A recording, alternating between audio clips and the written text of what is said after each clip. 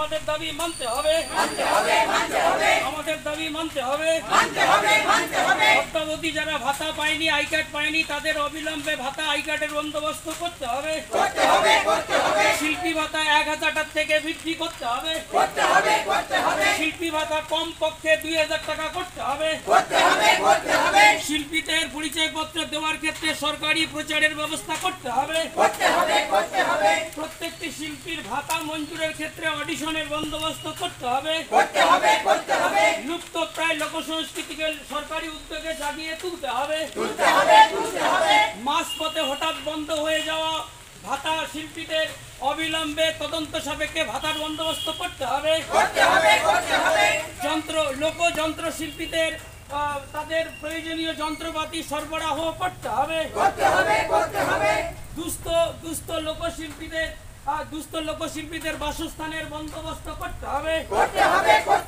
দুস্থ লোকশিল্পীদের বাসস্থান আদিবাসী ও লোকশিল্পী সংঘ জলপাইগুড়ি জেলা কমিটির পক্ষ থেকে আমরা আজকে জেলা তথ্য ও সংস্কৃতি আধিকারিকের নিকট আমাদের বেশ 11 দফা দাবি নিয়ে আমরা এখানে উপস্থিত হয়েছি।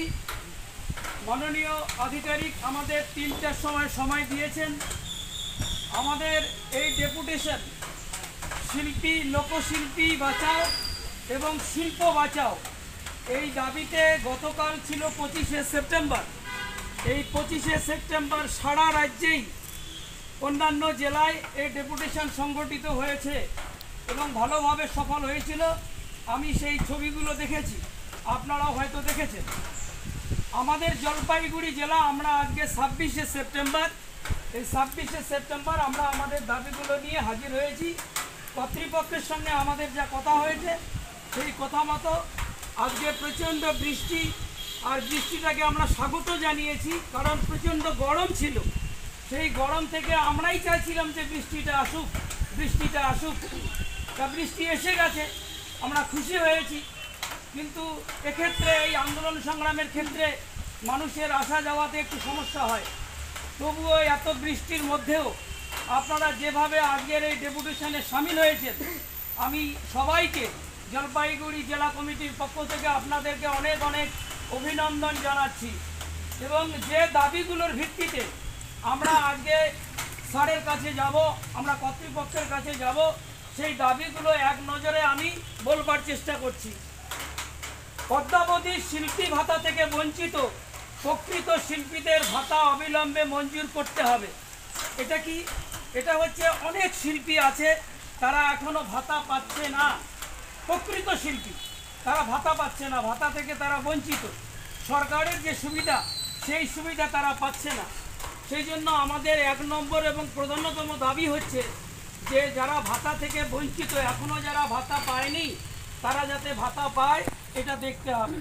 2 নম্বর হচ্ছে শিল্পী ভাতা যেটা দেওয়া হচ্ছে, আমরা সরকারকে অভিনন্দন জানাই যে ভাতা দিচ্ছেন, কিন্তু আমরা মনে করি এই ভাতা যথেষ্ট নয়, এই ভাতাকে বৃদ্ধি করতে হবে, এটা আমরা দাবি করছি। 3 নম্বর হচ্ছে শিল্পীদের সরকারি পরিচয়পত্র ও ভাতা প্রদানের পূর্বে আমরা চাইছি যে সরকারি কোনো বহুল প্রচারিত সংবাদপত্র বা আজকাল তো মিডিয়ার যুগ, যেন এটা ব্যাপকভাবে প্রচার হয় যে অমুক তারিখ থেকে ভাতার দরখাস্ত নেওয়া হবে বা আই কার্ডের দরখাস্ত নেওয়া হবে, এটা যেন একটা ব্যাপক প্রচার হয়। আমরা সাধারণ শিল্পীরা সবাই যেন জানতে পারি এবং সেই মতো যেন আমরা যোগাযোগ করতে পারি। 4 নম্বর হচ্ছে প্রত্যেকটি শিল্পীর ক্ষেত্রে আঙ্গিক অনুযায়ী দক্ষ বিচারকের মাধ্যমে অডিশন কর্তৃক ভাতা ও পরিচয়পত্র মঞ্জুর করা হোক।